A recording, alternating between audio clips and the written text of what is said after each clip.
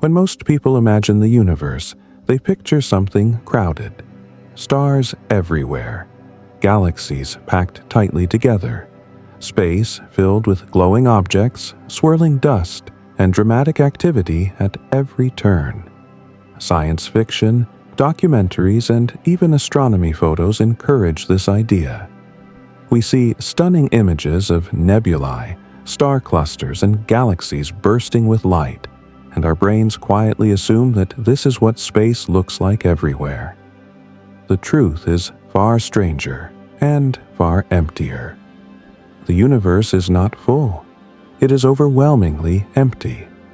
Not empty in the everyday sense of an empty room or a quiet street at night, but empty in a way that challenges how we understand space, distance, and existence itself. Almost everything we can see, measure, or interact with in the cosmos is separated by vast regions of nothingness. And that emptiness is not a side detail. It is one of the most fundamental features of the universe. Hi there, and welcome to Sleepy Space Traveler.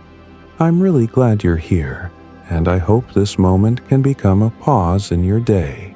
This channel was created as a quiet space for anyone who enjoys falling asleep to calm storytelling, peaceful narration, and soft explorations of science, the universe, and the mysteries around us.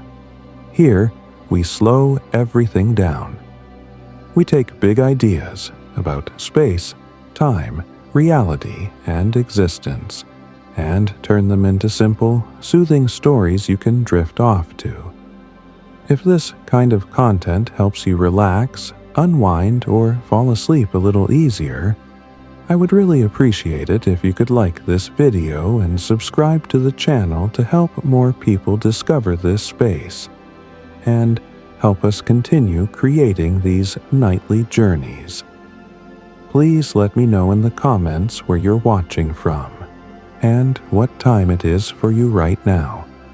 And wherever you are, maybe lying in bed, settling into the night, or just looking for a moment of calm, I hope this time feels peaceful. Thank you for being here. Now, let's begin. To understand how empty the universe really is, it helps to start close to home. Consider the space between you and the nearest wall. Even that space, which feels solid and continuous, is mostly empty at the atomic level. Atoms themselves are tiny nuclei surrounded by clouds of electrons, with enormous gaps between them. If you removed all that empty space inside atoms, your body would shrink to a fraction of its size. Emptiness, it turns out, is already familiar. We just don't notice it. Now scale that idea up from atoms to planets, stars, and galaxies. The Earth orbits the Sun at an average distance of about 150 million kilometers. That sounds large, but on a cosmic scale, it's nothing. If the Sun were the size of a grapefruit sitting in the middle of a city, Earth would be a grain of sand located several blocks away. And between them, nothing. No material, no glowing fog, no hidden structure. Just space. The nearest star system to our own, Alpha Centauri, is about 4.3 light-years away. That distance is so large that light, moving at roughly 300,000 kilometers per second, takes more than 4 years to cross it. If the Sun were that grapefruit again, the nearest star would be another grapefruit located thousands of kilometers away, likely in a different country. And between those two stars, again, almost nothing. This pattern continues everywhere you look. Stars are not evenly spread throughout galaxies.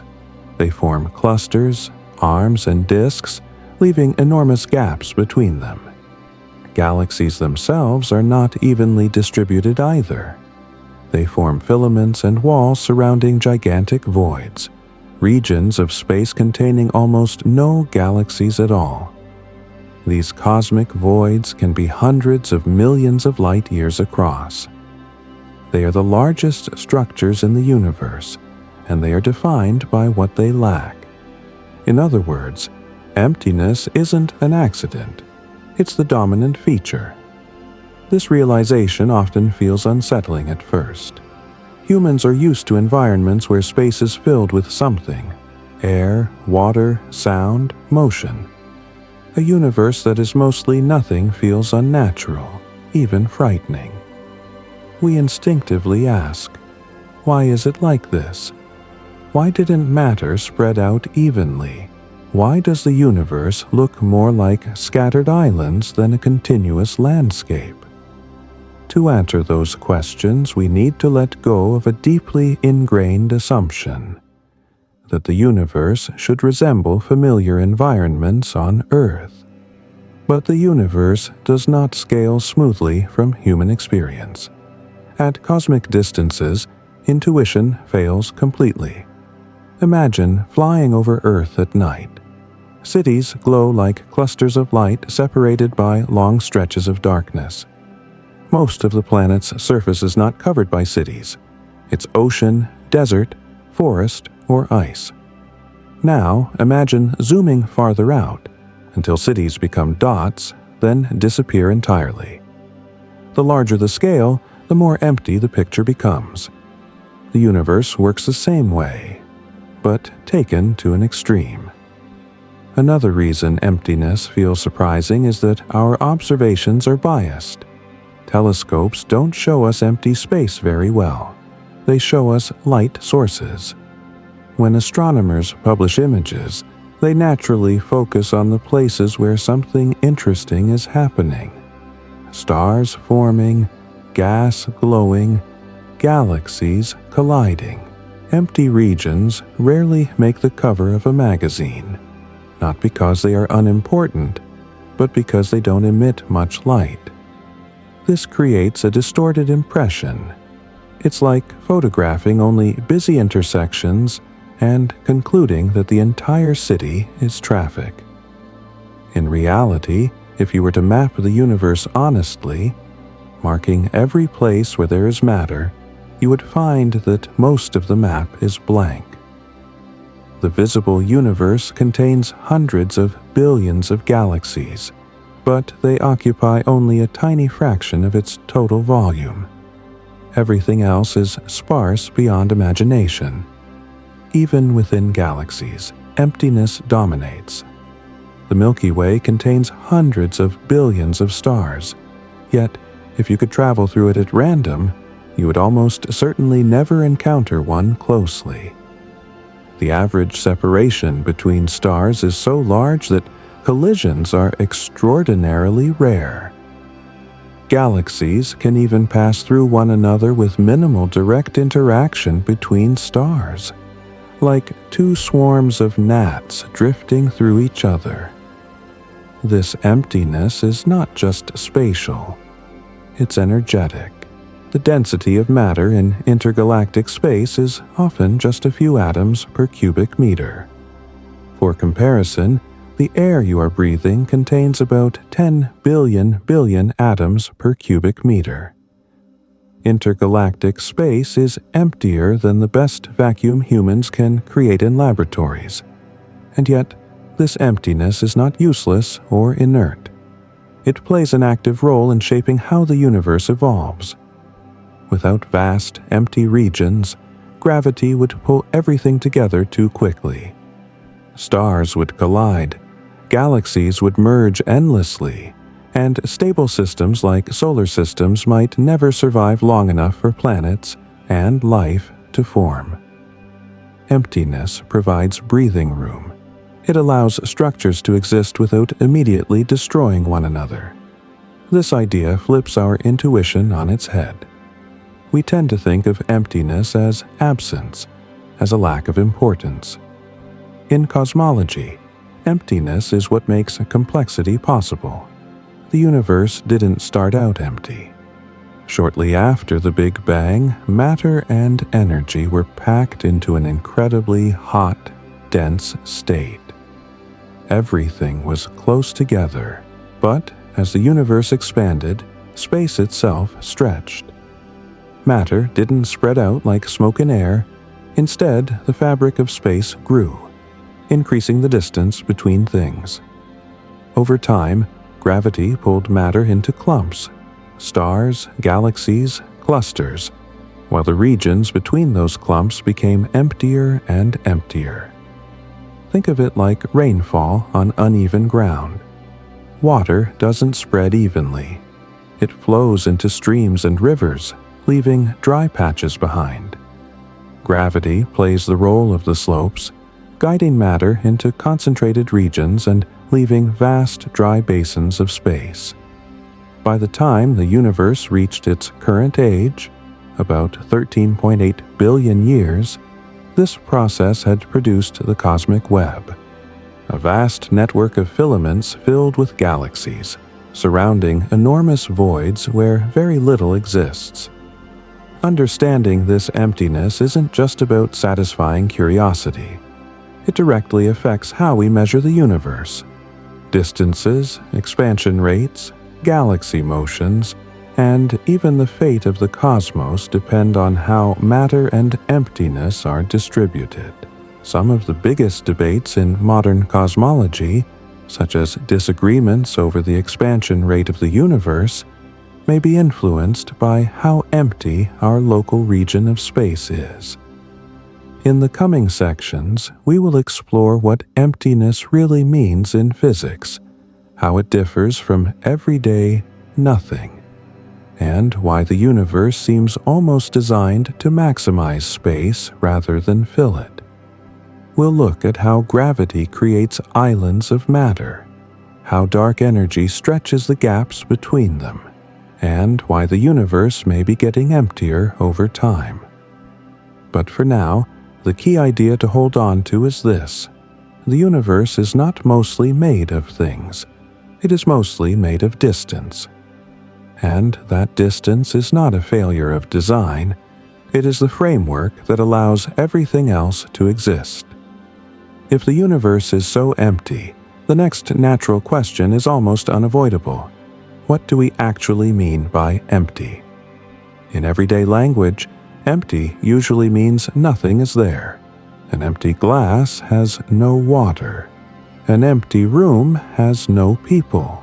But in physics, empty is a far more complicated idea, and this is where the story becomes both more subtle and more interesting. Let's start with the most extreme case we can imagine: a perfect vacuum. No air, no dust, no atoms, just space. Even that, it turns out, is not truly nothing. In classical physics, empty space was once treated as a passive stage. Space existed, matter moved through it, and that was that. Isaac Newton imagined space as an absolute container, a kind of invisible box in which the universe played out its motions. If you removed all matter from that box, you would be left with pure emptiness. Modern physics does not agree. In quantum physics, empty space is more like a restless ocean than a silent void. Even when there are no particles present, space still contains energy. Fields still exist. Tiny fluctuations constantly appear and disappear. This background activity is known as quantum vacuum energy, and it means that nothing is never truly nothing. A useful analogy is a calm lake. From a distance, it might look perfectly still, but up close there are always ripples. Water molecules are always moving, colliding, transferring energy. The surface is never completely flat. Empty space behaves in a similar way. Even when no particles are present, the underlying fields are still active. One of the most famous demonstrations of this is the Casimir effect. When two uncharged metal plates are placed extremely close together in a vacuum, they are gently pushed toward each other. There is no magnetism involved, no electrical attraction, and no air pressure. The force comes from the vacuum itself. The quantum fields between the plates behave differently than the fields outside them, creating a measurable force. This is not speculation. It has been measured in laboratories many times. Empty space can push. So, when cosmologists talk about empty regions of the universe, they don't mean regions where physics stops working. They mean regions where matter, things with mass like atoms, stars, and galaxies, is extremely sparse. The emptiness is relative, not absolute. To put numbers on it, consider intergalactic space. In the vast regions between galaxies, the density of matter can be as low as 1 atom per cubic meter, or even less. That's not 1 atom per cubic centimeter. It's 1 atom per space roughly the size of a washing machine. And even that atom might be hydrogen, the lightest element, drifting alone for millions of years without encountering another particle. Compared to anything on Earth, this is an extraordinary vacuum. Even the emptiest chambers we build in laboratories are far denser than intergalactic space. In fact, outer space is emptier than any artificial vacuum humans have ever created. And yet, even in these regions, space is still expanding. This brings us to one of the most important and often misunderstood ideas in cosmology. The expansion of the universe does not mean matter is flying outward into pre-existing emptiness.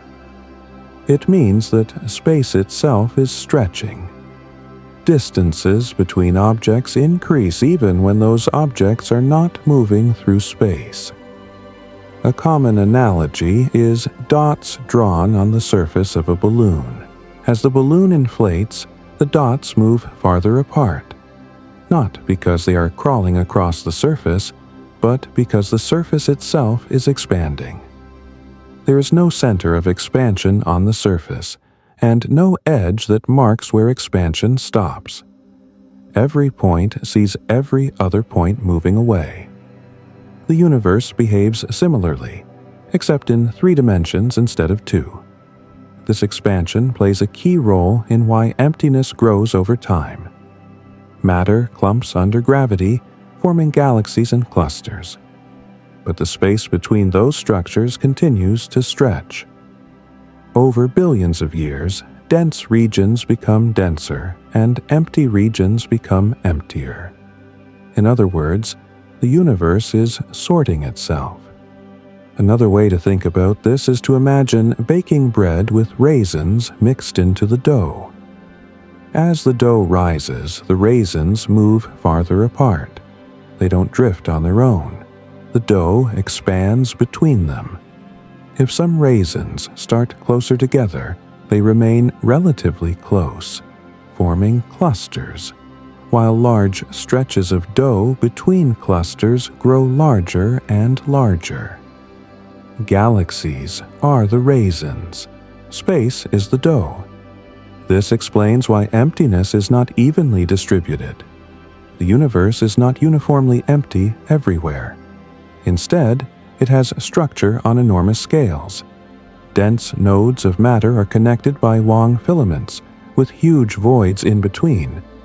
These voids are not perfectly empty, but they are vastly underdense compared to the cosmic average.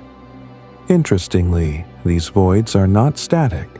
They expand faster than denser regions.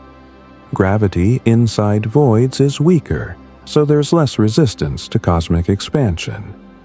As a result, voids tend to grow over time, pushing matter toward their edges and making themselves even emptier. This means that emptiness is not just a background condition, it actively shapes the universe.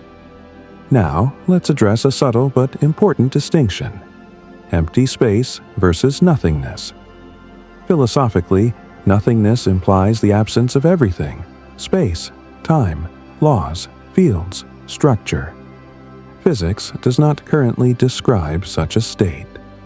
Even the earliest moments after the Big Bang involved energy, fields, and space-time itself.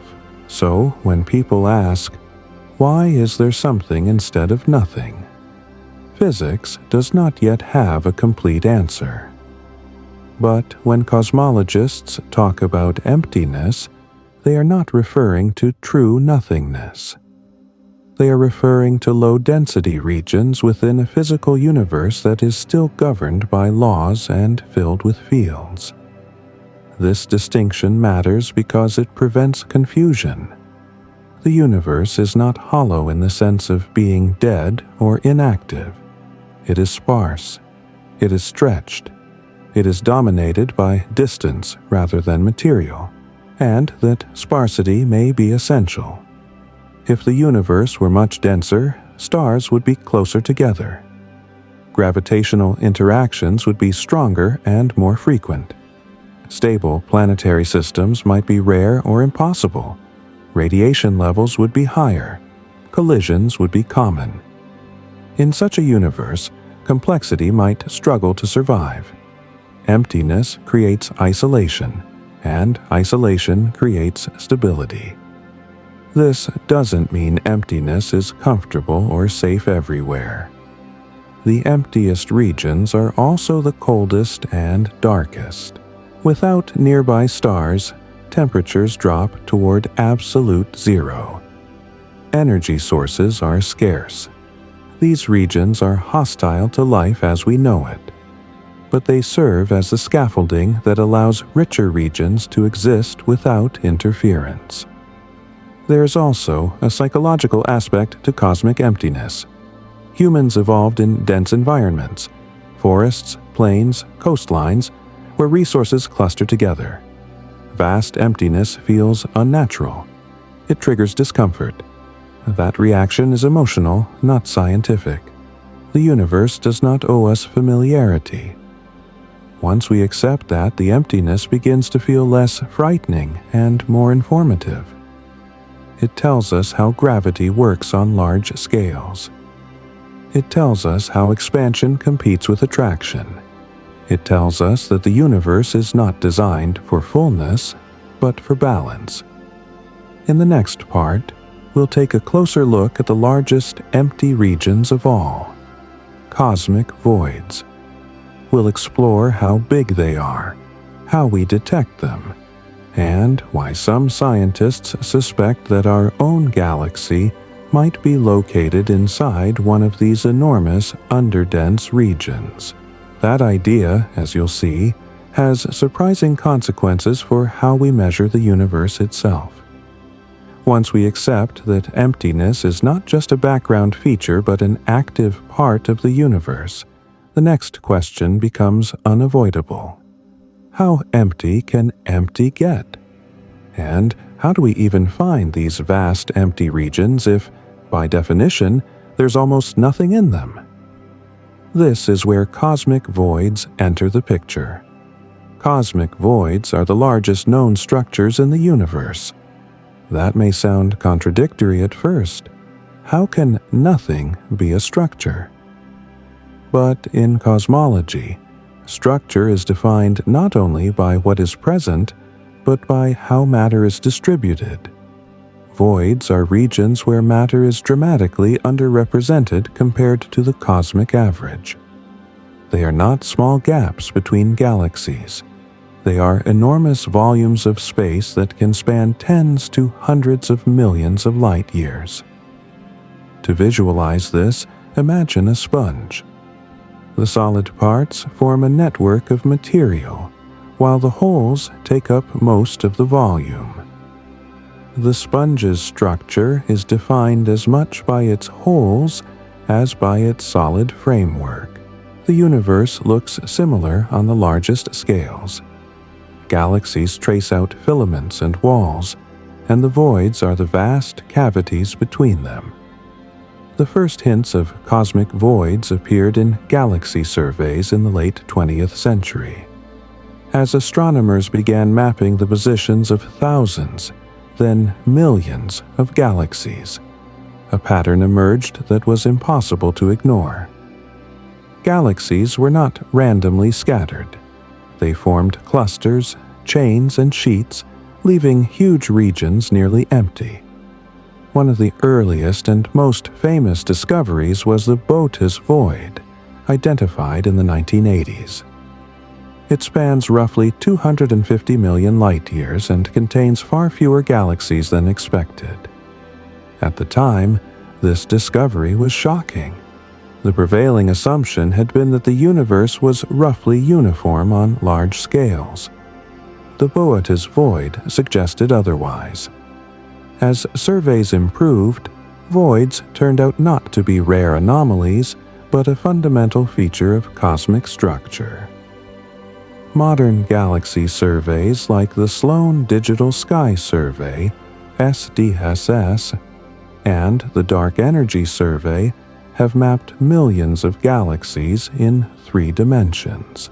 These maps reveal a universe that looks like a tangled web. Filaments of galaxies stretch across space, intersecting at dense clusters. Between them lie enormous voids that dominate the volume of the universe. In fact, voids occupy most of the universe's volume. Estimates suggest that around 80 to 90% of the universe's volume is contained within voids, even though most of its matter is concentrated in filaments and clusters. So, how do astronomers identify something that is mostly empty? The answer is indirect detection. We don't look for voids themselves. We look for where galaxies are not. By measuring galaxy positions and densities, researchers can identify regions where the number of galaxies drops dramatically. These regions are then classified as voids. It's a bit like mapping population density on Earth. You don't need to visit every empty desert to know it's sparsely populated.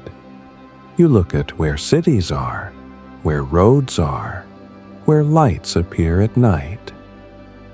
The absence of those indicators reveals the empty regions. Voids also leave subtle signatures in other cosmic signals. One of the most important is the cosmic microwave background, CMB, the afterglow of the Big Bang. As light from the CMB passes through large-scale structures, its energy can be slightly altered by gravity, a phenomenon known as the integrated Sachs-Wolf effect. When CMB photons pass through dense regions, they lose and regain energy in a particular way. When they pass through voids, the effect is slightly different. By studying these tiny temperature variations, astronomers can confirm the presence and size of large voids. Voids are not perfectly empty. They still contain dark matter, diffuse gas, and occasional galaxies. But their density can be as low as 10%, or even less, of the cosmic average. Some voids are so empty that they contain only a handful of small, faint galaxies, often referred to as void galaxies. These galaxies are fascinating in their own right. Because they live in such isolated environments, they evolve differently from galaxies in crowded regions. They experience fewer mergers, less gravitational disturbance, and slower growth. Studying them helps astronomers understand how environment shapes galaxy evolution. Now, here's where things get especially interesting. Not all voids are the same size. Some are relatively modest, tens of millions of light-years across. Others are enormous, spanning hundreds of millions of light-years. And some researchers have proposed that our local region of the universe may itself be underdense, a kind of supervoid. One prominent example is the so-called KBC void, named after astronomers Keenan, Barger, and Cowie. Their studies suggest that the Milky Way and nearby galaxies reside in a region with lower than average density, extending out to several 100 million light-years. This idea is controversial, but it is taken seriously enough to be studied carefully. Why? Because if we live inside a large void, it could affect how we measure cosmic expansion. Remember that expansion is not uniform everywhere on small scales. Dense regions resist expansion more strongly due to gravity. Underdense regions expand faster.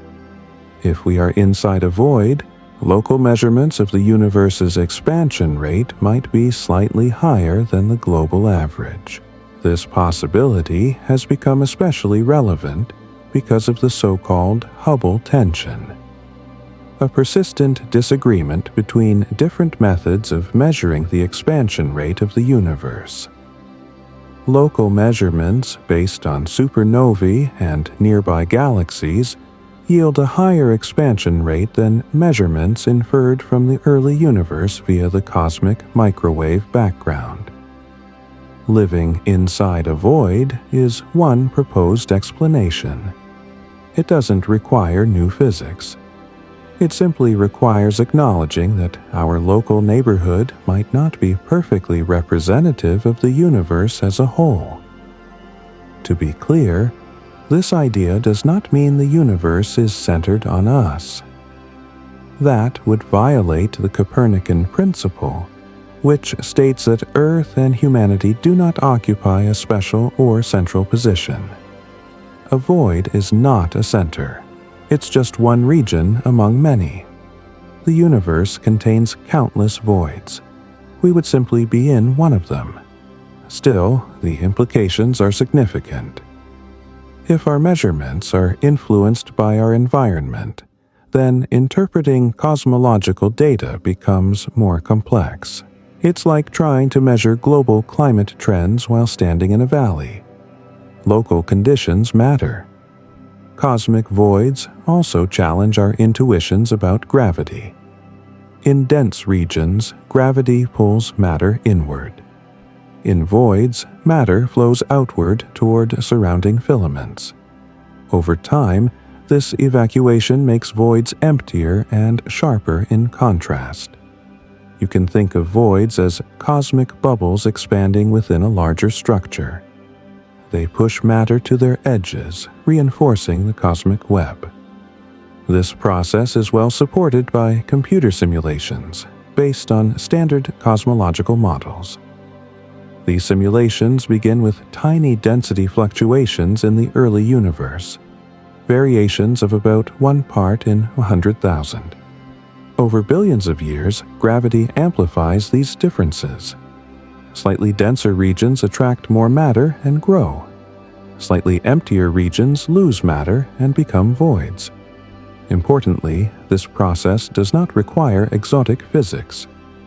It arises naturally from gravity acting over long timescales in an expanding universe. Yet, the sheer scale of voids remains astonishing.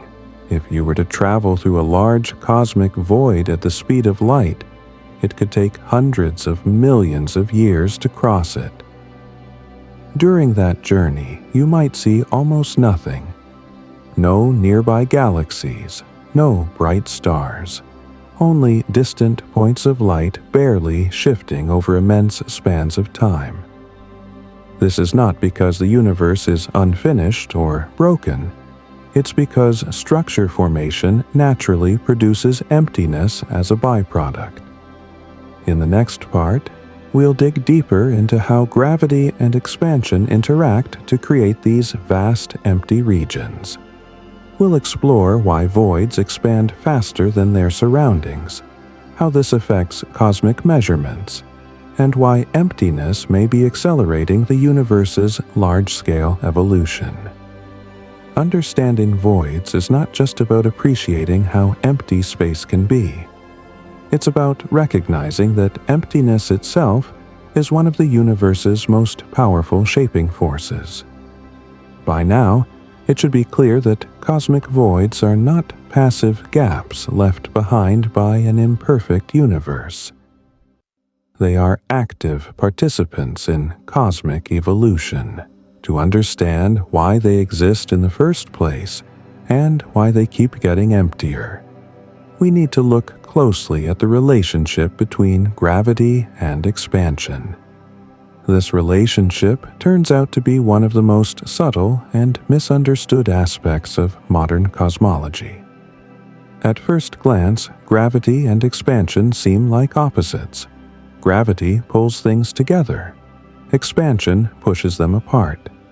It feels natural to imagine a tug-of-war between the two, with the universe's behavior determined by which force wins. But this picture is too simple.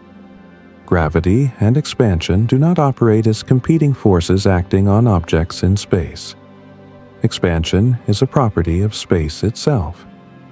This distinction matters. When the universe expands, galaxies are not being pushed outward by a force like wind pushing leaves. Instead, the distances between galaxies increase because the fabric of space between them stretches. Gravity, meanwhile, is the response of matter and energy to the curvature of that fabric. Where matter is dense, space curves more strongly. Where matter is sparse, space curves less. In regions where matter is dense, galaxy clusters, filaments, and walls, gravity partially counteracts expansion. These regions resist stretching. Galaxies inside clusters remain bound together. Solar systems remain intact.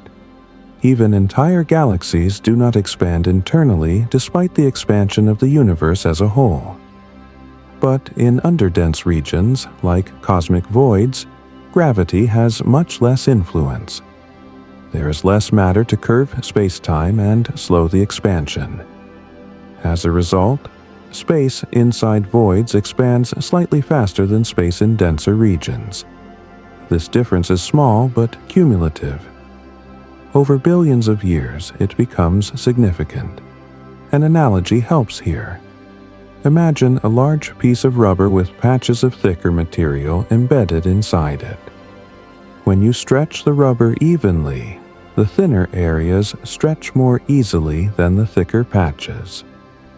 Over time, the thinner regions become disproportionately larger. In the universe, voids are the thin rubber, and dense regions are the thick patches. This means that voids don't just exist, they grow. As voids expand, matter flows outward toward their edges, reinforcing filaments and clusters. This process sharpens the contrast between dense and empty regions, making the cosmic web more pronounced over time. This behavior has been confirmed through large-scale simulations. Cosmologists start with initial conditions based on observations of the early universe, particularly the tiny temperature fluctuations in the cosmic microwave background. They then let gravity and expansion evolve the universe forward in time according to the equations of general relativity. The result is remarkably consistent with what we observe today. A universe dominated by voids, threaded by filaments of matter, punctuated by clusters of galaxies. One of the key insights from these simulations is that voids are not static holes. They merge with neighboring voids, grow, and change shape. Smaller voids can combine into larger ones, much like soap bubbles merging into bigger bubbles. This process increases the average size of voids over cosmic time. This also means that the universe becomes emptier as it ages, not because matter disappears, but because it becomes more concentrated into fewer regions, while space continues to stretch. Now, let's connect this back to observation. When astronomers measure distances in the universe, they rely on light from distant objects. That light travels through a complex landscape of expanding space, dense regions, and voids. The path it takes, and the amount of expansion it experiences along the way, depends on the distribution of matter it passes through. If light travels mostly through voids, It may experience slightly more expansion than light traveling through denser regions. Over enormous distances, these small differences can accumulate and subtly affect distance measurements. This is one reason why voids matter for precision cosmology. Consider the expansion rate of the universe, known as the Hubble constant. One way to measure it is by observing nearby galaxies and supernovae. Another is by analyzing patterns in the cosmic microwave background, which reflect conditions in the early universe. These two methods currently give slightly different results, a discrepancy known as the Hubble tension. The difference is small but statistically significant. It has resisted simple explanations for years. One proposed explanation is that local structure matters. If our region of the universe is underdense, then local expansion could be faster than the global average. This would make nearby objects appear to recede more quickly than expected, leading to a higher measured expansion rate locally. This does not require exotic new physics. It relies on known principles: gravity, expansion, and large-scale structure. However, this idea is controversial because it challenges a foundational assumption of cosmology, that on large enough scales, the universe is homogeneous and isotropic. This assumption, known as the cosmological principle, does not claim that matter is evenly distributed everywhere, but that averaged over very large scales, the universe looks the same in all directions and from all locations. The question becomes, are voids large enough to violate this assumption locally without breaking it globally? Current evidence suggests that voids can be large and influential without making the universe fundamentally inhomogeneous. Think of it like weather on Earth. Locally, conditions vary dramatically: deserts, oceans, storms, calm skies. Globally, however, the laws governing climate remain consistent. The universe may work the same way. Local environments differ, but the underlying physics stays the same. Another important concept here is cosmic variance. Because we can only observe one universe, and only from one location, our measurements are inherently limited. We cannot rerun the universe from different vantage points to see how representative our location is. This limitation means that some uncertainty is unavoidable. We might live in a slightly unusual region, or we might not. The data can only tell us so much. What's clear is that voids are not empty mistakes or statistical flukes. They are natural outcomes of cosmic evolution, shaped by the interplay of gravity and expansion. They influence how matter moves, how galaxies evolve, and how we interpret cosmic measurements. It's also worth noting that voids behave differently from what we might expect if dark energy were not present. Dark energy, which drives the accelerated expansion of the universe, enhances the growth of voids by stretching space even more efficiently where gravity is weakest. In this sense, voids are sensitive probes of dark energy.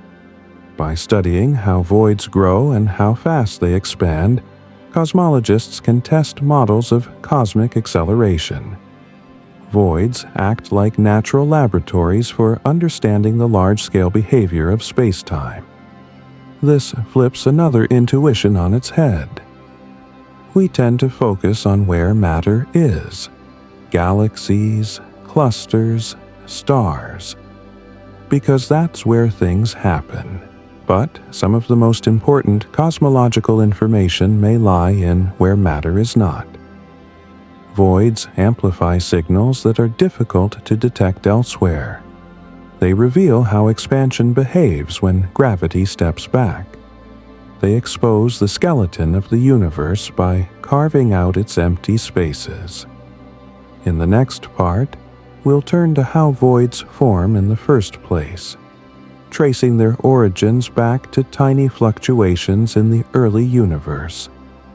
We'll explore how something that started as a barely measurable imbalance grew into the largest structures we know, and why emptiness was inevitable from the very beginning.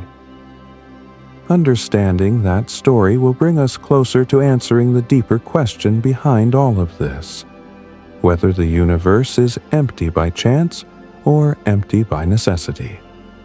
To really understand why the universe ended up so empty, we need to rewind far beyond galaxies, voids, and cosmic webs, all the way back to the earliest moments of cosmic history. The emptiness we see today did not appear suddenly. It is the result of a long, gradual process that began when the universe was young, hot, and remarkably uniform. In the earliest stages after the Big Bang, the universe was not a collection of stars and galaxies separated by darkness. Instead, it was a nearly smooth soup of energy and particles expanding rapidly. Matter and radiation were spread out almost evenly, with only tiny differences in density from one region to another. These differences were incredibly small, variations of roughly 1 part in 100,000. At first glance, such tiny irregularities might seem insignificant. But in cosmology, small differences matter enormously when you give them enough time and let gravity do the work. A helpful analogy is a slightly uneven sheet laid across a mattress. The bumps and dips may be subtle, barely noticeable at first. But if you drop a handful of marbles onto the sheet, they will slowly roll toward the dips, gathering in the lowest points. Over time, the dips deepen as more marbles collect there, while the high points lose marbles and become emptier. The early universe behaved in much the same way. Regions that were just slightly denser than average exerted slightly stronger gravitational pull. Over millions and then billions of years, they attracted more matter. Regions that were slightly less dense lost matter to their surroundings. As expansion stretched space everywhere, gravity quietly amplified these differences. This process is known as gravitational instability, and it is one of the central ideas behind modern cosmology. As denser regions grew denser, they eventually formed the seeds of galaxies and clusters. Meanwhile, underdense regions became progressively emptier. The more matter flowed out, the weaker gravity became in those regions, allowing expansion to dominate even more strongly. This feedback loop naturally produced cosmic voids. Importantly, this outcome does not depend on fine-tuning or special initial conditions. Computer simulations that start with random, tiny fluctuations, consistent with what we observe in the cosmic microwave background, almost always produce a universe filled with voids, filaments, and clusters. Emptiness is not an accident. It is a statistically inevitable result of gravity acting in an expanding universe. Another key factor in the growth of voids is cosmic inflation, a brief but dramatic period of accelerated expansion thought to have occurred very early in the universe's history. Inflation stretched space enormously in a tiny fraction of a second, smoothing out the universe while also freezing in small quantum fluctuations. Those fluctuations became the seeds of all later structure. Inflation explains why the universe is so uniform overall, yet still contains the tiny imperfections needed to form galaxies and voids. Without inflation, the universe might have been either too chaotic or too smooth for structure to form. With inflation, it became just uneven enough. Once inflation ended, the universe continued expanding, but at a slower rate. Matter began to dominate, and gravity started to shape large-scale structure. Over time, this led to a universe where matter gathered into networks, leaving behind enormous regions with very little in them. At this point, emptiness became self-reinforcing. As voids grew, they pushed matter toward their boundaries. Those boundaries became denser filaments. Filaments fed clusters. Clusters became the brightest, most massive structures in the universe. Meanwhile, the voids between them continued expanding faster than average, becoming colder, darker, and emptier. Think of it like traffic patterns in a growing city. Roads leading into major downtown areas become increasingly crowded as development concentrates there. Suburban and rural areas stretch outward, with fewer people and fewer connections. Over time, the contrast becomes sharper. The universe followed a similar pattern, except on scales measured in hundreds of millions of light years. Another important detail is that voids are not perfectly spherical or isolated.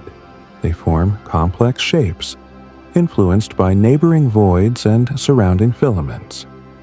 Smaller voids can merge into larger ones, while others get squeezed or distorted by nearby massive structures. This merging process means that the average size of voids increases over cosmic time. The early universe contained many small voids. The modern universe contains fewer but much larger ones. Dark energy plays a crucial role here as well. Roughly 5 billion years ago, the expansion of the universe began to accelerate. This acceleration is attributed to dark energy, a mysterious component that makes up about 70% of the universe's total energy content. Dark energy does not clump like matter. It does not form galaxies or clusters. Instead, it acts uniformly throughout space, driving expansion everywhere. But its effects are strongest where gravity is weakest, inside voids. As dark energy becomes more dominant, voids expand even faster relative to dense regions. This accelerates the trend toward emptiness. Galaxies remain bound within clusters, but the space between clusters grows more rapidly. In the far future, this process may lead to an increasingly isolated universe, where clusters of galaxies become disconnected from one another as expansion stretches space faster than light can travel between them. Emptiness would then dominate not just volume, but also causal connection. It's worth emphasizing that none of this requires matter to vanish. Matter remains conserved. What changes is its distribution. It becomes increasingly clumped in a small fraction of space, leaving most of the universe nearly empty. This has profound implications for observation. When we look out into the universe, we are not seeing a random slice of space. We are seeing long lines of sight that pass through a mixture of dense regions and voids. The balance between these regions affects how light travels, how distances are inferred, and how cosmic history is reconstructed. Voids can slightly alter the apparent brightness and redshift of distant objects. Over large samples, these effects average out, but locally they can introduce subtle biases. This is one reason why understanding void formation and evolution is essential for precision cosmology. It also raises an uncomfortable but unavoidable question. How typical is our location? If we live in an underdense region, our measurements may not perfectly represent the cosmic average. This does not mean cosmology is wrong. It means cosmology must account for environment. This idea challenges a simple, idealized view of the universe, but it aligns with how nature usually works. Rarely is any system perfectly uniform. Local variations matter, even when global laws remain the same. Voids remind us of that lesson on the largest possible scale. In the next part, we'll focus on how cosmic emptiness intersects with one of the most important problems in modern cosmology: the tension between different measurements of the universe's expansion rate. We'll explore how living inside a void could affect what we measure, why this idea is controversial, and what evidence supports or challenges it. As we'll see, emptiness is not just a backdrop for cosmic history. It may be actively shaping the story we tell about the universe itself. By this point, emptiness has stopped feeling like a passive absence and started to look like an active player. That brings us directly to one of the most puzzling and important issues in modern cosmology: why different methods of measuring the universe don't quite agree with one another. At the center of this disagreement lies the expansion rate of the universe, and possibly the emptiness around us. The expansion rate is quantified by a number called the Hubble constant. In simple terms, it tells us how fast the universe is stretching today. If you know how fast distant galaxies are moving away and how far away they are, you can calculate this value. The idea sounds straightforward. The execution is not. There are two main ways astronomers measure the Hubble constant. The first method looks at the nearby universe. Astronomers observe stars and supernovae whose intrinsic brightness is known. By comparing how bright these objects appear to how bright they should be, they estimate distance. Combine that with how fast the galaxy is receding, and you get an expansion rate. The second method looks at the very early universe. It uses measurements of the cosmic microwave background, the faint afterglow of the Big Bang. By analyzing tiny fluctuations in this radiation and applying well-tested models of cosmic evolution, scientists infer what the expansion rate must be today. Here's the problem: these two methods don't give the same answer. The local measurements consistently suggest a faster expansion rate than the early universe measurements. The difference is not enormous, but it is persistent and statistically significant. This discrepancy has become known as the Hubble tension, and it has resisted resolution for years. At first, many scientists suspected systematic errors. Maybe the distance ladder was slightly miscalibrated. Maybe the models used to interpret the cosmic microwave background were missing something subtle. These possibilities were investigated extensively. While uncertainties remain, the tension has not disappeared. This is where cosmic emptiness enters the conversation. If our local region of the universe is underdense, if we are inside a large void, then nearby galaxies would experience less gravitational braking from surrounding matter. Space would expand slightly faster locally than it does on average across the universe. As a result, local measurements of expansion would be biased high. This idea does not require exotic physics. It relies on well-understood principles. Gravity slows expansion, and where gravity is weak, expansion proceeds more freely. An analogy helps clarify this. Imagine a road with varying levels of traffic. In congested areas, cars move slowly. In open stretches, they speed up. If you measure average speed only in an open stretch, you'll overestimate the overall traffic flow. That doesn't mean your measurement is wrong, it means it's local.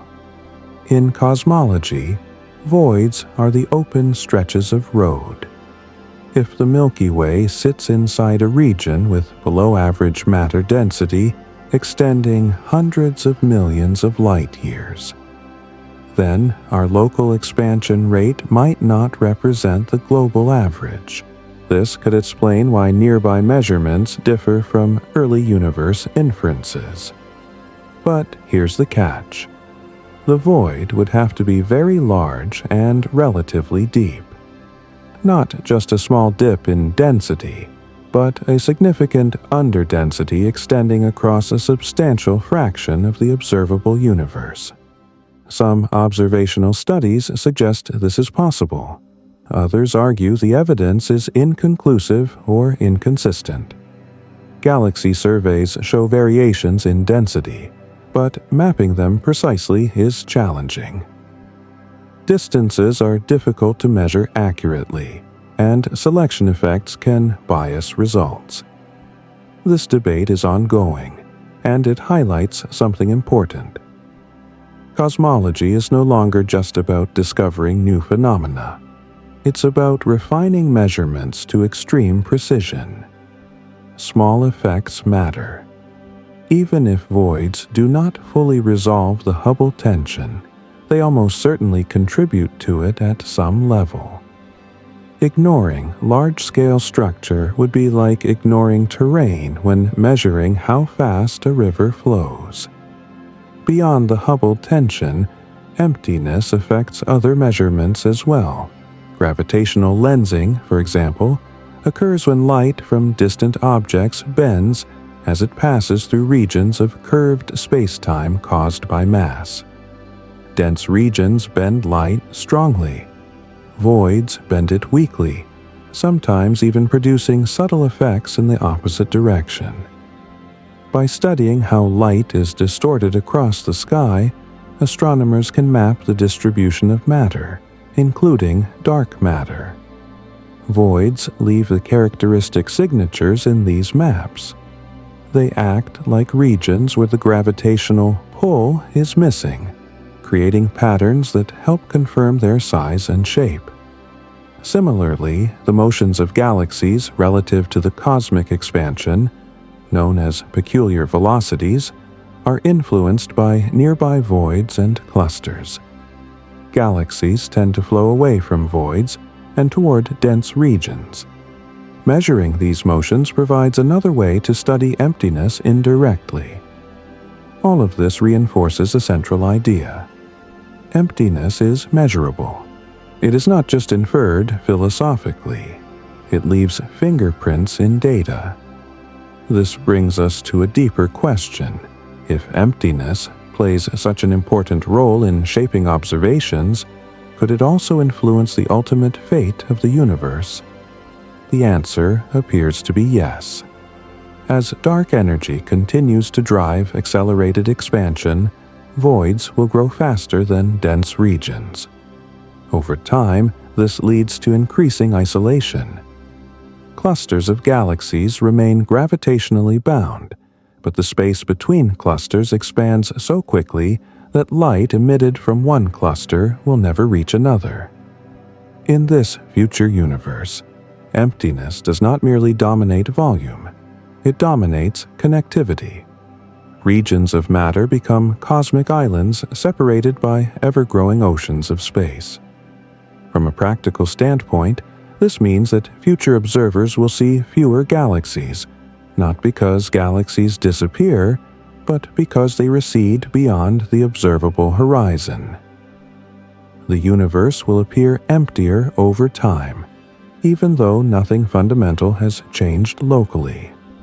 This scenario is sometimes called the cosmic isolation future. It's not catastrophic. It doesn't involve tearing or collapse. It's simply the natural consequence of accelerated expansion in a universe where matter is clumped and space keeps stretching. Voids accelerate this process by expanding faster than average.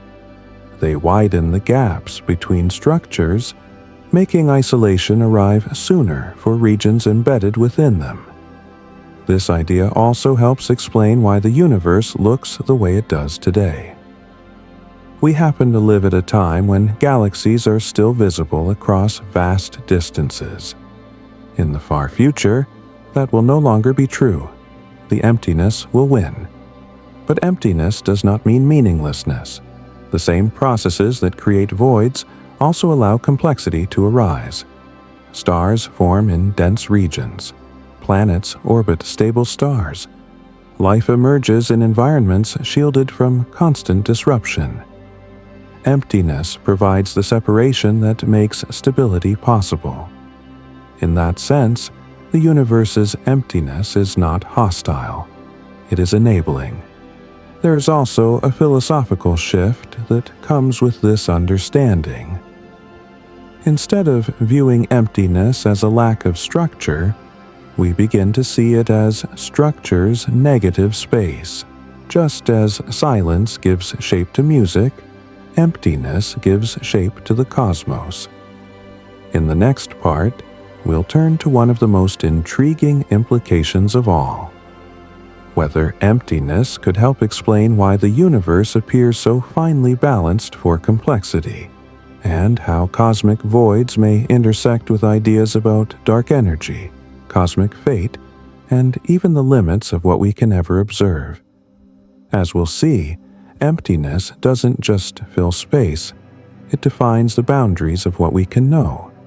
At this stage, emptiness has revealed itself as more than a background condition. It shapes measurements, influences cosmic evolution, and quietly controls what can be seen and known. That naturally leads to an even deeper question, one that borders on philosophy but remains grounded in physics. Is the universe empty because it had to be, or because it ended up that way by chance? To approach this question, cosmologists look not only at where matter is, but at how the universe began and how small early differences were amplified over time. The story starts shortly after the Big Bang, when the universe was hot, dense, and remarkably uniform. Early measurements of the cosmic microwave background show that the newborn universe was smooth to 1 part in 100,000. That means that, on average, the density of matter varied only slightly from place to place. These tiny differences were enough. Imagine a freshly poured pancake batter spreading across a pan. At first, it looks smooth, but if one area is just a little thicker than another, gravity takes over. The thicker parts hold their shape. The thinner parts spread out. Over time, the differences become obvious. The universe behaved the same way. Regions that were slightly denser than average pulled in more matter. Regions that were slightly emptier lost matter to their surroundings. Over billions of years, this process exaggerated the original tiny fluctuations into the cosmic web we see today. This process is not random chaos. It is deterministic amplification. Small differences grow predictably under gravity. Once voids form, they tend to stay empty and expand faster than dense regions. Matter flows downhill, and in cosmology, downhill means toward gravity. What's remarkable is that simulations of the universe that begin with these early conditions reproduce the large-scale structure we observe today with impressive accuracy. When scientists input early universe data into supercomputer models and let gravity and expansion do their work, voids appear naturally. No extra assumptions are needed. This tells us something important. Emptiness is not an anomaly. It is an expected outcome of the universe's initial conditions combined with known physics. But that raises another puzzle. Why were those initial conditions so close to uniform in the first place? Here we encounter one of the most powerful ideas in modern cosmology: cosmic inflation. Inflation proposes that, in the first fraction of a second after the Big Bang, the universe underwent an extremely rapid expansion. Space stretched so quickly that any initial irregularities were smoothed out, much like wrinkles disappearing when a balloon is inflated. Inflation explains why the universe looks nearly the same in every direction, and why density variations are so small. It also predicts the specific pattern of fluctuations seen in the cosmic microwave background. However, inflation does something else as well. It sets the stage for emptiness. By making the universe extremely large very quickly, inflation ensures that matter becomes diluted overall. Later, gravitational collapse gathers matter into islands, leaving vast regions with very little in between. Inflation doesn't just allow emptiness, it makes it inevitable. Some versions of inflation go even further. They suggest that inflation may not have stopped everywhere at once. In these models, different regions of space stop inflating at different times, creating a patchwork of bubble universes. In such scenarios, our universe could be just one bubble in a much larger inflating space. Inside each bubble, matter condenses into galaxies and voids. Outside, inflation continues indefinitely. This idea is speculative, but it has profound implications. If true, emptiness might not be limited to voids between galaxies. It might extend between entire universes.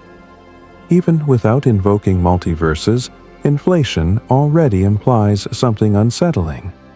Most of reality may be permanently inaccessible to us. The observable universe is defined by how far light has traveled since the Big Bang. Anything beyond that horizon is unobservable in principle. And as expansion accelerates, this horizon shrinks relative to the total universe. The universe might be infinite. It might be finite but enormous. Either way, what we can see is a tiny fraction of what exists.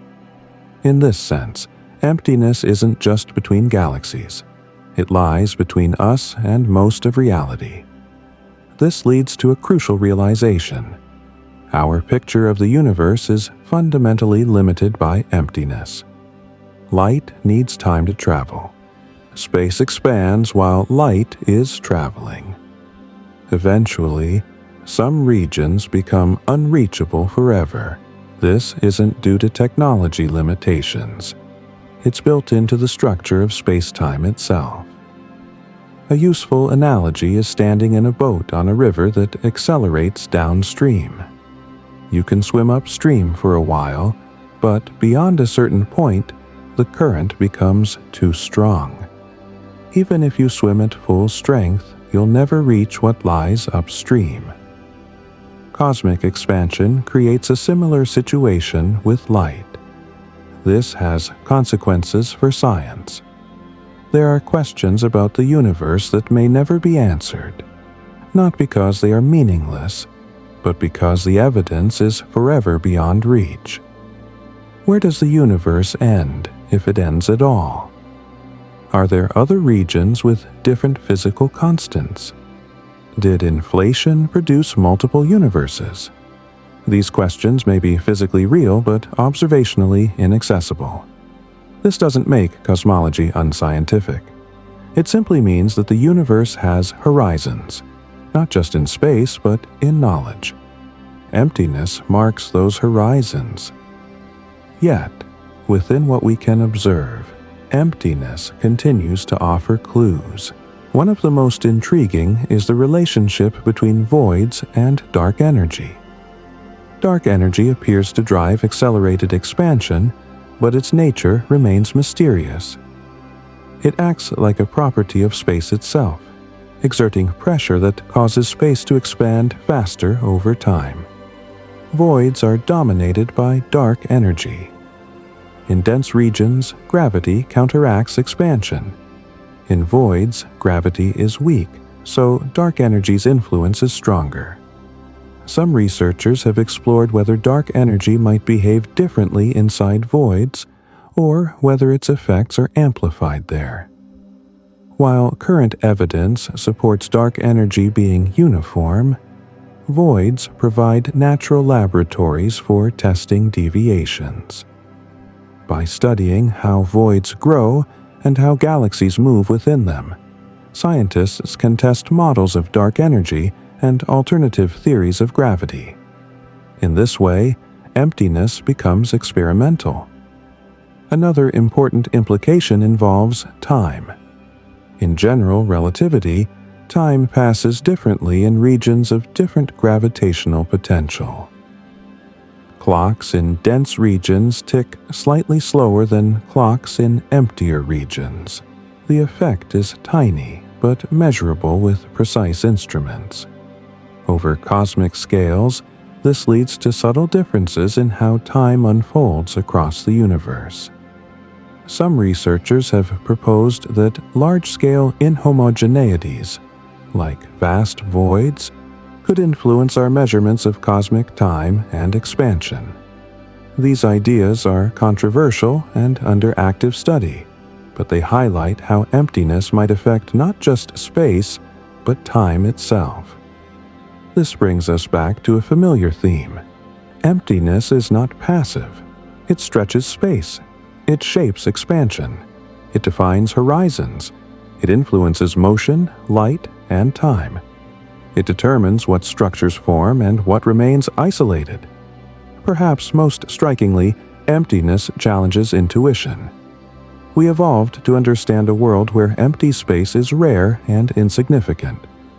In the cosmos, it is dominant. Matter is the exception. Structure is rare. Void is the rule. This reversal forces a mental shift. Instead of asking why the universe has empty space, we might ask why it has matter at all. The answer lies in symmetry breaking, quantum fluctuations, and the laws that governed the earliest moments of existence. But the result is clear. Matter clumped, space stretched, and emptiness emerged as the defining feature of the universe. In the final part, we'll bring these ideas together and confront the most unsettling implication of all: that the universe's emptiness may not just explain its structure, but also place ultimate limits on observation, meaning, and humanity's long-term future in the cosmos. The universe is not just empty, it is becoming emptier, and understanding why may be one of the most important stories science has to tell. As we reach the end of this exploration, the universe's emptiness stops feeling like a background detail and starts to look like a defining rule. Not an accident, not a mistake. A structural feature that shapes everything from galaxies to the limits of knowledge itself.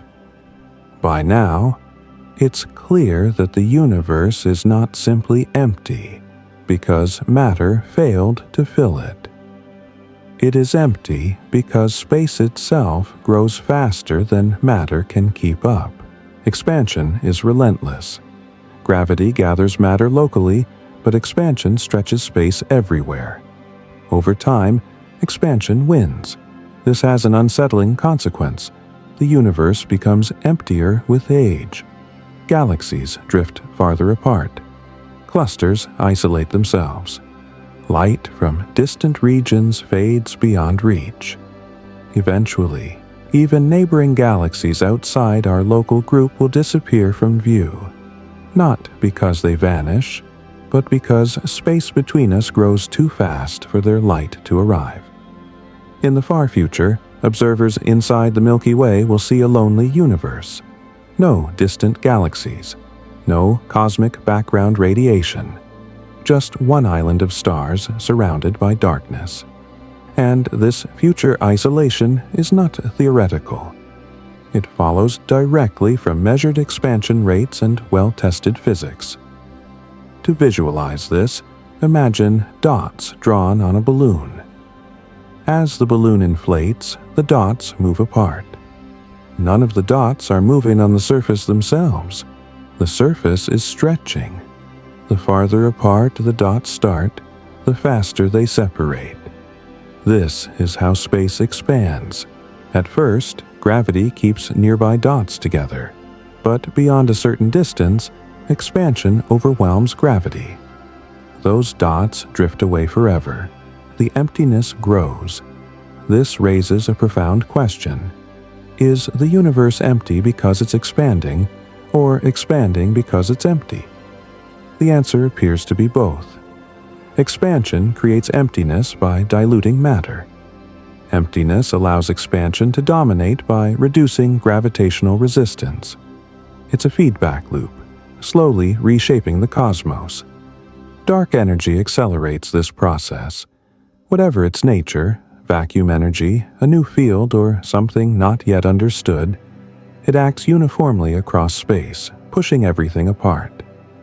And since empty regions have little gravity to counteract it, they expand fastest. Voids grow, filaments thin, clusters become isolated. The cosmic web stretches until it resembles a scattering of embers in a vast, cooling dark. This has implications not just for structure, but for meaningful observation. Science depends on light-carrying information. When regions become unreachable, their information is lost forever. Not destroyed, but inaccessible. The universe becomes observationally smaller, even as it becomes physically larger. There will come a time when cosmology becomes impossible for future observers. Without evidence of expansion, without relic radiation, without distant galaxies, the universe will appear static and empty. Ironically, we live at a special moment, early enough to still see the Big Bang's echo, late enough for structure to exist. This is sometimes called the cosmic coincidence. We didn't cause it. We didn't design it, but we benefit from it. And emptiness is central to that coincidence. Without it, structure wouldn't stand out. Without voids, galaxies would blur into a uniform fog. Emptiness provides contrast. It also provides stability. In a denser universe, collisions would be more frequent. Stellar systems would be disrupted. Planetary orbits might not last long enough for life to develop. The vast distances between stars protect planetary systems. The enormous gaps between galaxies reduce catastrophic interactions. Emptiness, paradoxically, enables longevity. In this sense, emptiness is not hostile, it is protective. Even life itself relies on emptiness. Atoms are mostly empty space. Cells are dominated by fluid gaps. Biological systems depend on controlled voids to function. The universe simply mirrors this principle at larger scales. Structure exists because emptiness allows it to persist. Yet emptiness also defines limits. No matter how advanced technology becomes, there are boundaries that cannot be crossed. No signal travels faster than light. No ship outruns expansion beyond a horizon. No telescope sees beyond what space-time allows. These limits are not failures of engineering. They are consequences of geometry. Space is not a passive stage. It is an active participant.